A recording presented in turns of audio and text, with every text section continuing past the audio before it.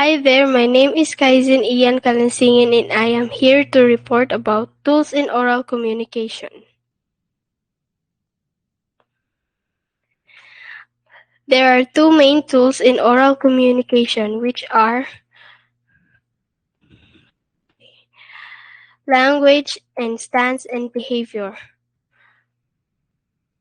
Language is people's means to transfer messages to other people in order to understand one another.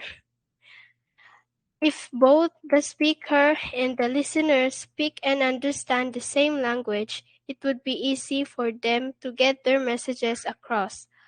However, if they don't speak the same language, there is a high possibility for misunderstanding. In order to avoid such, we need to observe and follow the different characteristics of effective oral language. Number one, clarity. This means that when speaking, our grammar should be precise and accurate in order to transfer the exact meaning of what we want to convey to our listeners.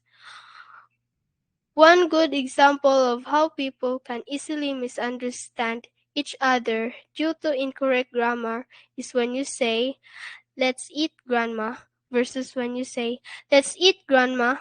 You see, your punctuation there in the sentence could literally save a life. Number two, directness. An effective communication should be direct and personal. Number three, appropriateness.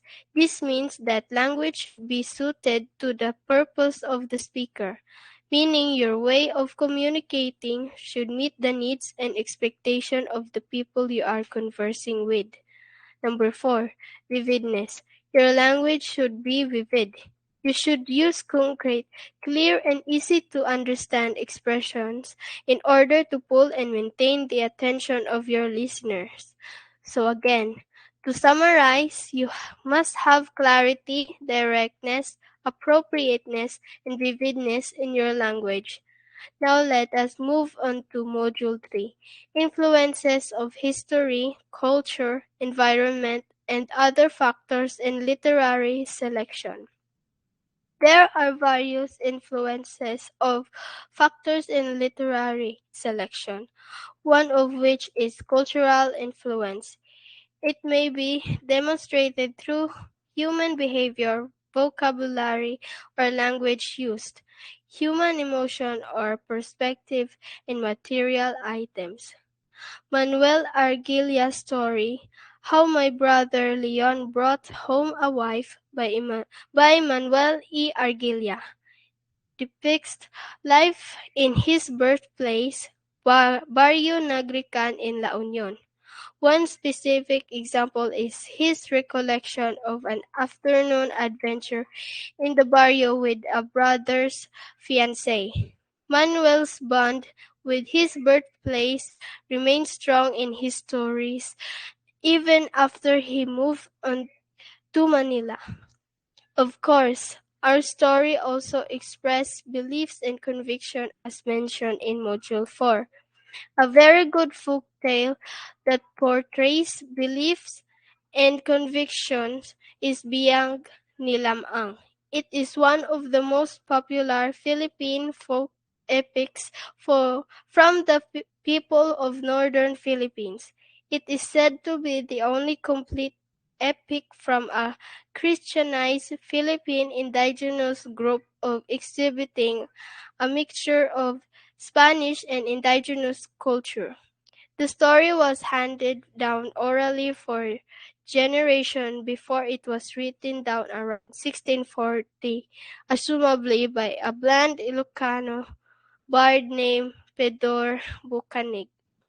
Upon reading the epic, there are some values you can learn, such as his determination to fight for justice, his respect and devotion for his family, his conviction and beliefs in life, his love and adoration for his wife, his incredible strength, braveness, dedication, humility, and rightful deeds, which all make him an admirable character.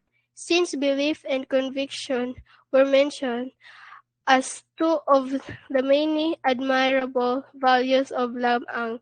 Let us find out what the words mean. Belief is something that is considered true. It expresses viewpoints, but it's not necessarily based on facts or other pieces of evidence.